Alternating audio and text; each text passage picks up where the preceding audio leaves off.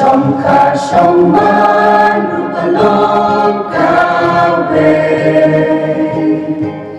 Kumba armut kisam jutang kitet nenta Paudei ni ulaya benta Rai tukerku yakini armut kikun samna Jutang baku kia tementa Bakin nang roy nang sanker haji kiten janai Katan syakri kayami aklai Nusa babat ipen ihami kikun samla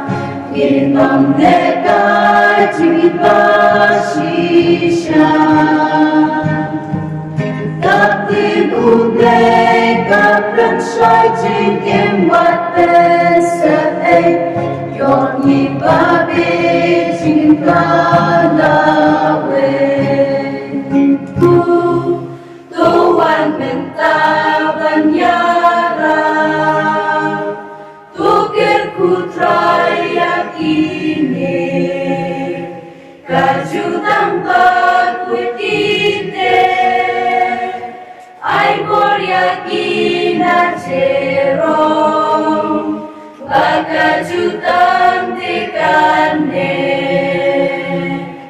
Ay pajutang kanesem Dajing ijan ay baklem Kuto isnei, umau siang nom rem kentei, kekushilen terjingin, hajingin doban mensin, aikin roi parupade, imlachi pun kijing Mamidon hapertei, uhakandang milapoy, kajing siyaw lemmepen pao, yang kawan milapen roy, tuker kutini menta, berkata kikidangin, yang ingin mungkin yaro, aku jisunong pe